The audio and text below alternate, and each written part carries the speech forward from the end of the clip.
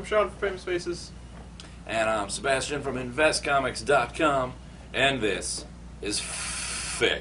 We're back. And I am sick. So I may be coughing throughout this review. Deal with it. You want to start? It's your baby. Uncanny X-Force number 20. The first of the new story arc that's leading up. So this is a really good jumping on point for anyone. And I'm not a huge fan of Captain Britain, who was in here, but I like Captain Britain. I thought it was really well written. Captain England was cool too. I learned a lot about Psylocke's past, so this is really cool. But you didn't know that? No, I really didn't know that. I know. I'm not a big X fan until this past couple months, but this is a great jumping on point for anyone.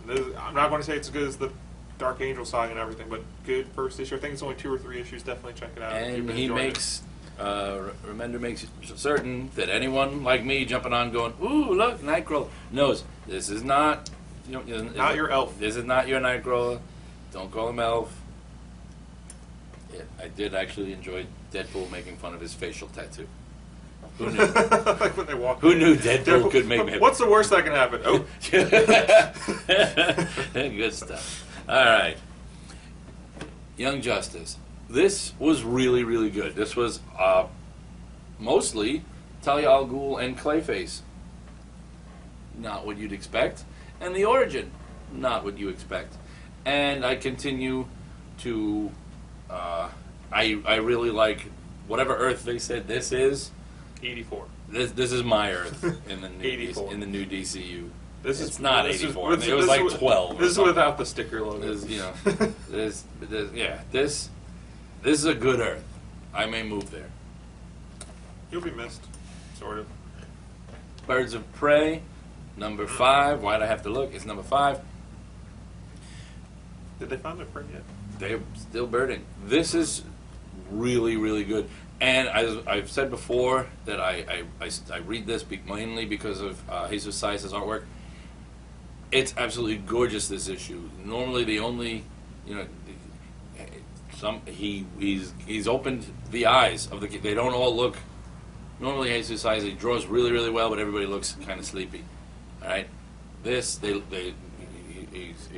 finished up. People have big, bright-eyed. We're awake, and it was just in the story. Dwayne in the story, Dwayne entire alphabet story.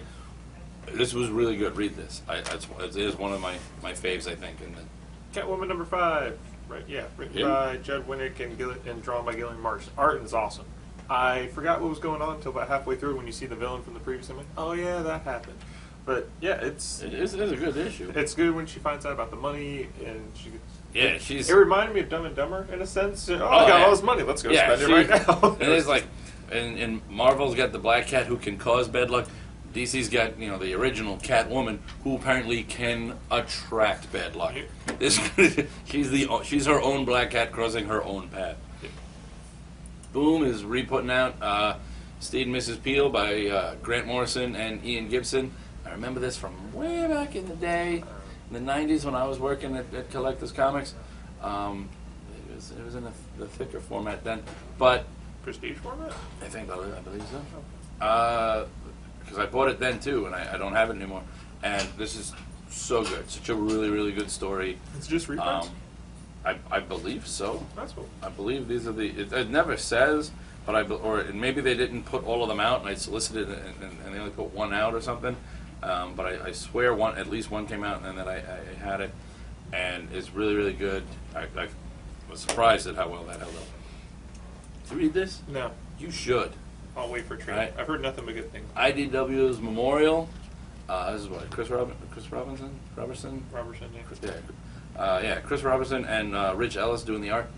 This book is gorgeous. This book, I said last time, it reads like a novel and not in the way that Trish Perez's Superman reads like a novel. It's not that it's super word. It's just that it's that good. It really, it surprises me that this isn't an adaptation. If you like things like fables and stuff like that, this is a in that vein, though not as that art looks very Lock and Key-ish. And yeah, it's gorgeous, the book, and it's just really, really good. Venom number 12. The second part of the story that's going on, or third part actually, he's running away from everything. He's kind of going rogue, trying to save his family from all the bad things that can happen to it. And he's been wearing the Venom symbiote so long, it's actually starting to take control. So it's kind of what everyone's been waiting for, just building up. Like, when is the Venom symbiote going to cause him to lose him? This is what happens. When's he going to do this? Yeah. So it's what happens when Venom loses control. And something really sad happens in here. They're like, oh man, but it'll get fixed because, I don't know, Remender is pretty messed up. He might leave it sad for a while. But, the art in it is absolutely amazing. This is the best drawn issue, the whole series. Medina. Angel Medina. Yeah. Captain Atom number 5, in which Captain Atom fights a man-eating diner. How did that not get canceled? Blue Beetle? Seriously, that's it. That's what happens, and that's still going on. That didn't get canceled. That's my review. Wow. There are multiple heavy-handed attempts at Captain Atom characterization, but no. Blue Beetle number 5. Heroes don't kill. Yes, they do. They just try and fix it when it's over. Is apparently what happened. I'm not 100% certain, but I think we have the origin. This is going to bother me. It's towards the end. There's a turtle. We have the origin of a new Beetle enemy, and I don't know. We've got reds versus blues, very gang-esque in the Beetle world. It's really happened. Oh why would I lie about God. that? Still, I mean, it was closer reading this to Jaime's original series when that was at its heyday. But there's still, I don't know. There's just something about the reboot on this that I just can't. My favorite part in that whole issue is it gives you something for Green Lantern, New Guardians number 10. Like, I'm not going to remember this 10 or 5 issues from now. Well, thanks for the heads up. When we're reading New Guardians, we'll have to remember. Oh yeah, it said that they were coming here. Avengers 21. I really don't know why. They're getting beat up by Dark Avengers that are not Dark Avengers, by Hydra / Hammer's multi-Avengers. Everybody's kind of got a little bit of multiple Avenger powers, and they're just kicking Avenger ass. It's alright. It's a Bendis book. It's not one of the all talking Bendis episodes. It's one of the all something happening that will lead later to an all talking. Woohoo! Legion of Superheroes number 5. I wasn't woohooing. Just woohooing for just random woohoo. Just random woohoos. Story wise, really good. Art wise, we got Walter Simonson. You can't go wrong with Walter Simonson. Are there diner fights? There are no diner fights. I don't know if I want it. However, space diner fights. It takes a very specific person to be able to ink over Walter Simonson's art. I will go out on a limb here and say Dan Green and Shawn Parsons are not two of those people. It loses a lot of the Simonson. Simonson needs to be. He's got to have those hard edges.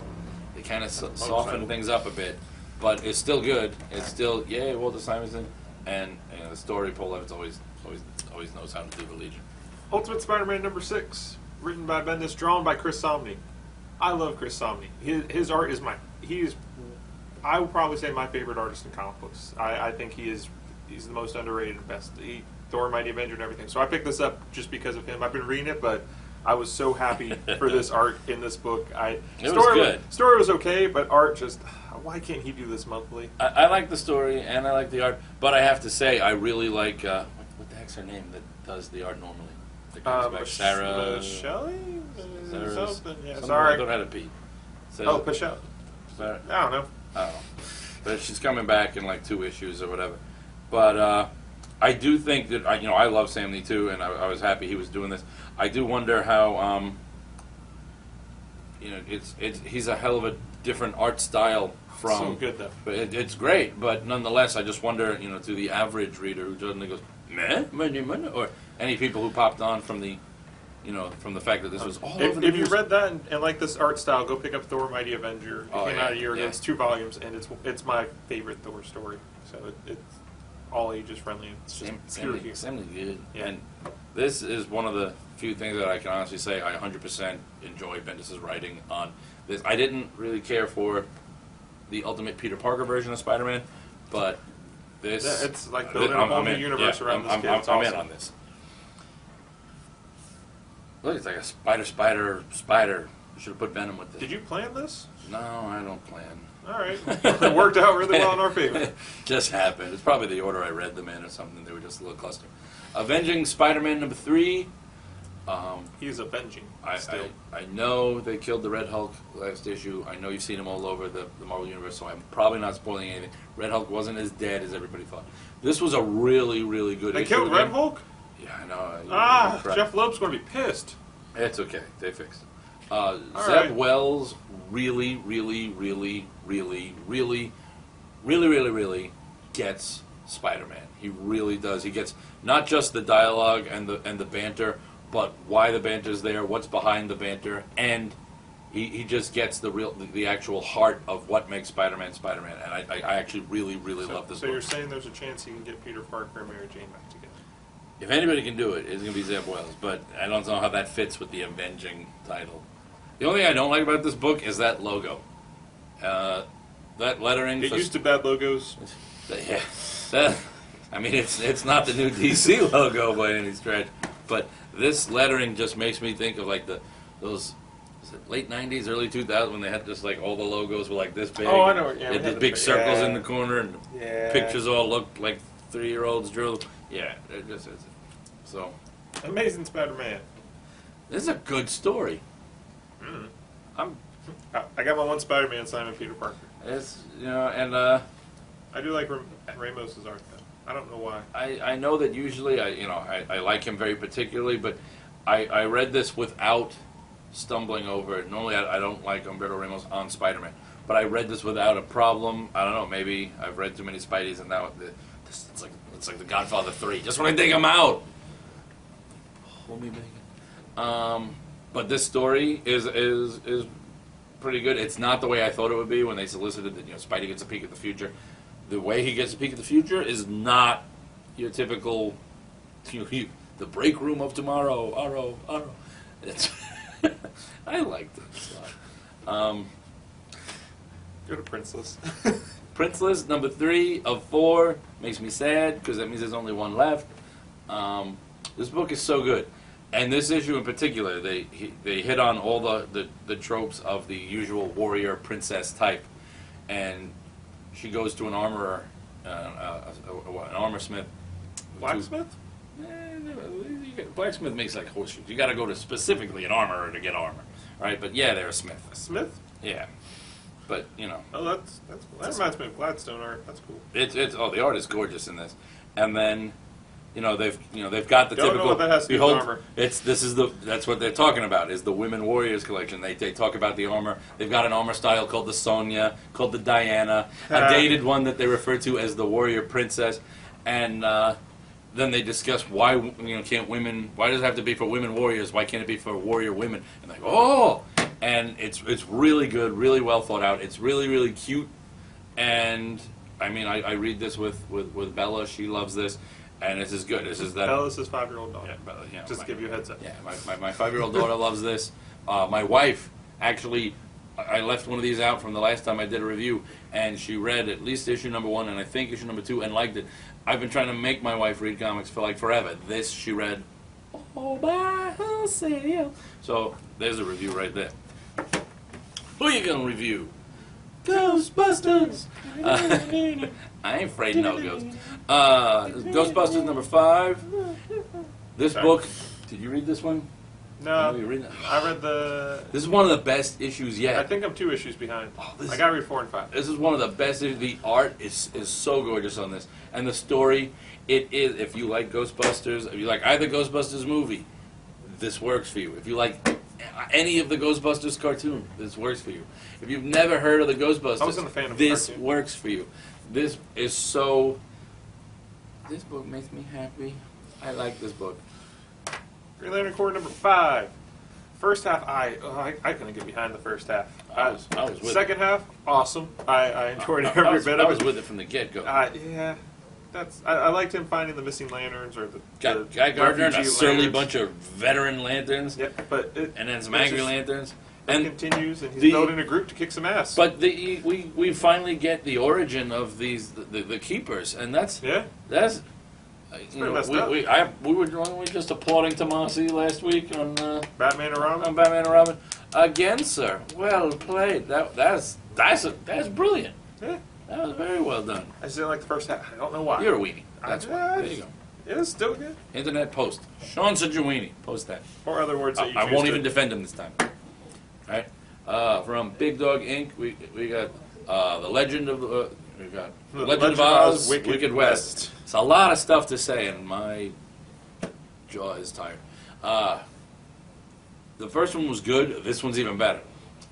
We get a very interesting take on we got a very interesting take on the Scarecrow. I was not at all what I expected. I expected something a little more cliched, and we got something very new. And the Cowardly Lion does live up to the cowardly-esque. He's, you know, I'm assuming he'll be back, but he bounds off to be all cowardly. And there's some clever working in of classic Oz dialogue into this, so that just, you know, this is good. Wonder Woman #5, the best Vertigo book that's not a Vertigo book. It's true. That's the review. Who did the art on this one? Because I liked it. This was. Yeah, it's not Tony Atkins. Yeah. Tony Atkins. Sorry. Who normally did Shawn, right? Yeah. Yeah. So he'll be back next issue. But best Vertigo book that's not a Vertigo book. Chang, there you go. Yeah, but this was Tony Atkins. This was really good. I'm liking this story. I still can't quite in my head work out how this Wonder Woman, why she would even care about anything that goes on in the world of Justice League. You know, it's like, look, I got gods hunting me down, but sure, I'll form your little team and go fight, you know, Darkseid. I don't, and she's got bigger problems, clearly. Well, this is present, Justice League 6 years. Yeah, I know, but I'm saying, just Justice League missions, you know, you always have those Batman, you know, Gotham is my city, I have to stay here. He can't leave Gotham because someone might rob, you know, a bank, but yeah, he's always Wonder Woman could be like, you know what?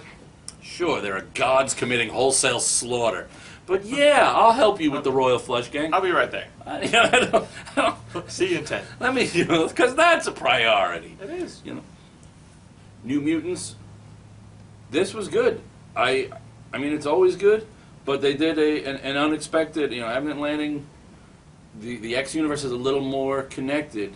Then, you know, yes, there's the separate camps of the Cyclops camp and the Wolverine camp. But apparently you can follow one camp and not totally be like, you know, it's not like Crips and Bloods over here where, you know, we gotta hate this is just standing in for the other camp. I was wondering, like, I needed a camp. Cyclops book come out yes, this week? Cyclops joined Nightwing. And that's the big surprise. Is Nightwing is another Summers brother. But yeah, you can be in the two separate camps and not, you know, it's not like all the time. Apparently, that's just for not all the time. Cyclops and Wolverine just can hate each other. But this is good. Nightwing #5. Thank God they're not kicking Kyle Higgins off this book and replacing him with freaking crappy artist. Sorry, that's my bad. I'm angry about Deathstroke. Yeah. It continues to be the best one of the best DC books. I'm sorry, there's another book I love this week, but this is still. It's amazing, and it's just so good and gorgeous to look at. Yeah, and Barrows is back on the art, and there's a reveal at the end. I didn't know who that guy was at the end, so I think that reveal was a little. Yeah, I think the reveal it missed me. I was hoping you would. Oh, you know. Yeah, no. But it's me. And fighting the demon and everything was awesome. It was just. Oh, it was good. And I love when they do the acrobatic moves and it shows the process of it. That's good stuff. Here, I'll do this one too, since you've had a couple. Yeah. Supergirl #5. She ventures back to what she thinks is Krypton, but it's some other planet. It's Argo. You saw. Yeah. Oh, this is why you're not allowed to do reviews. But she goes back to Argo City, which is intact, a la the old style DCU, but not quite as inhabited as it has been known to be. One person before. That they changed her name. Yeah, and apparently. You know, they told us this was going to be Supergirl #5. They told us it was going to be and Maxima, but then now she's Rain, and I don't know if she is Maxima. This art, I enjoy this art a lot. It is a beautiful book. Yes. and the story of everything that happened. The only Superbook I 100% like Yes. right now. Yeah. It's all you, buddy. June number 23. It just continues to be so good. I don't know why more people aren't coming in every week. Like, I need the newest Chew, but so Tony's captured, and he's being force-fed body parts because this guy has a genius idea to write books about the love interest or the love lives of ex-baseball players. So he's being force-fed body parts so he can reminisce. And he's just making up complete BS, and it's the funniest thing about circus animals and all these weird things that's going on. And then his ex-partner has a new job, and it's great. It's a great, fun book. I love that That's book. a hell of a thing. Be surprised what ex-baseball players did. Helldorado is so much fun to say. And this is from Ape Is that about Entertainment. zombies? Like the back making me think? Sort of, but not really. It's you get Chinese vampires, Yes. ghosts, possessions, demons, sort of With it. zombie-esque things, but really they're more possessed corpses. It's really, really good. It's we've seen an influx Wow, that lately art's awesome. It's a beautiful book. It's just a beautiful book, and this is issue number 2 of 3. It's from Ape Entertainment. Find number 1, get this. You only got 1 left to go. Get the trade, do something, because this is just a beautiful book. Horror meets Western. Batman number 5. I don't know why this wasn't on top of the stack. This is the best book. That was so good. Scott Snyder continues to be the best Batman writer. There's a point where you got to read the book in different ways. They and literally, it's awesome. it was brilliant. They literally turned Batman's world on its side and upside down. And it's just the whole story, and then the end. I was like, I'll get behind that ending for right now, but just you got to do it this way. That was like, I'll go with it for right now.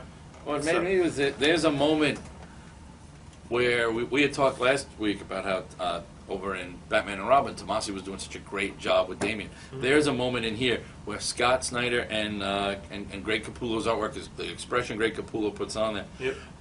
Damian breaks my heart. Yep, at the very end, yeah. Damian breaks my heart in here. That little badass exterior leads away the little this issue just makes me all the more excited for the backup Court of Owls features that's going to be in whatever issue it is. I'll pay my extra $1, DC. I can't wait to learn more about these guys. Just keep Rob Liefeld and away then from the this crossover. Yeah, please. Don't let him involved in any more. Don't put him anywhere in Gotham. Yeah. Give him Superboy. Xenoholics number 4. It's just so awesome. I can't stop laughing at it. It was a little sad. There was some. There's a psychiatrist type guy who starts talking to all of them about their experiences and calls them out on it. He just calls them out. Liar. Denial. It's just the art's just it's such. Seth Demus is perfect art for this story. I love him anyway. Yeah, and it's just Oh, I didn't see that before. That's a little But pretty. the last page was really good. So it's a great. Wow, number 4. I didn't know it was number 4 already. We're zooming along in there. Morning Glories number 15. This has to do with I don't remember people's names. I don't want to try anymore. Ike's not in it, so I don't care. But God, I really think I need to know their names. But you find out something really big happens in here between a character, her past. You read about it in a previous issue. Now it's just coming back to haunt her. And it's just, it continues to be good. If I ever remember their names, I'm just going to get a little index card and write it down. I'm never going to remember it. I got a little checklist. Ike. I'm just going to name him whatever I want from now. Summer. Ike and the Gang. Ike and the Gang.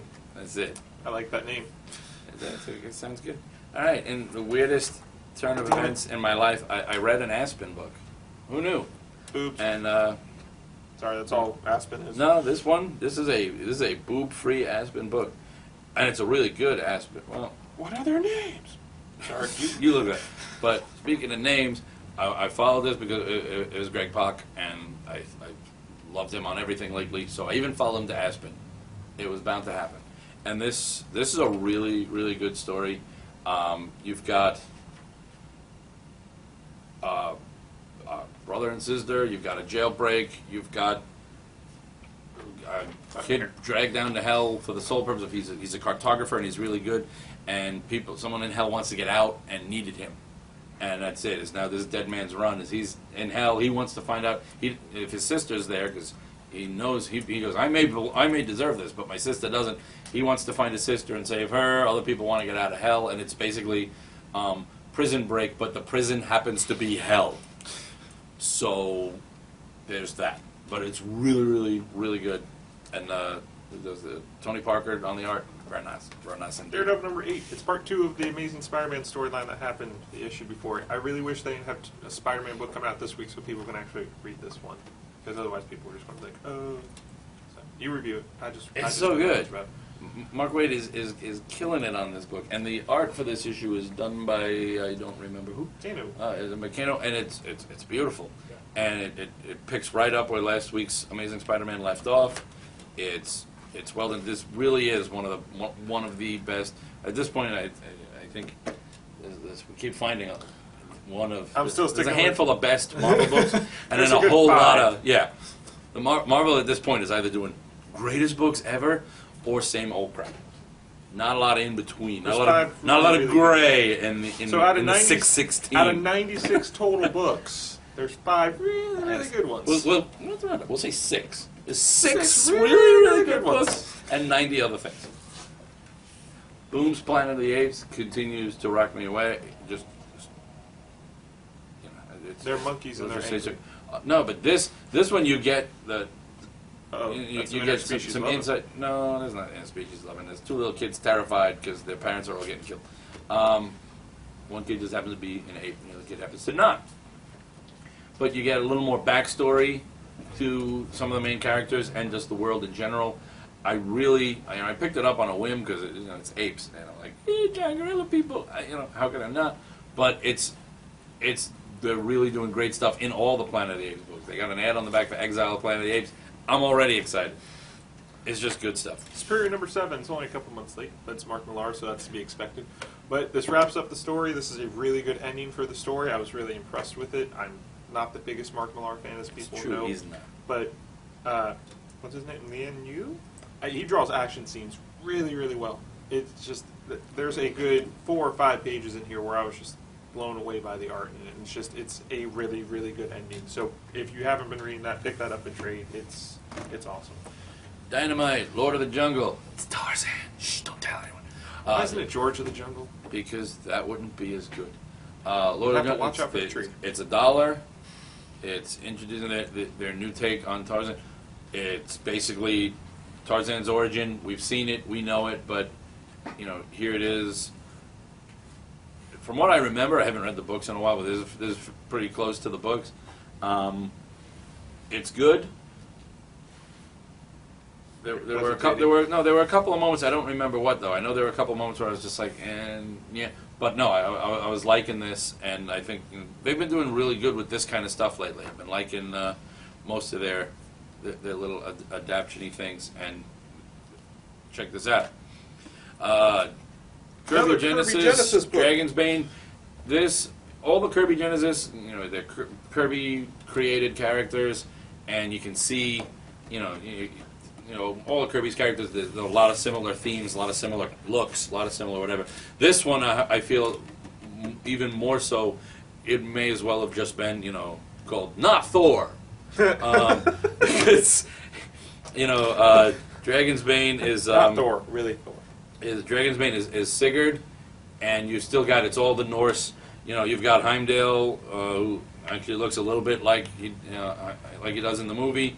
You've got we got people. You've got Balder dressed like Neon Loki. It was okay. It was some good stuff, but I think this one, the line between it and other Kirby-esque things was a little too close. But still, check it out. That's it. Have a good one. We miss you already.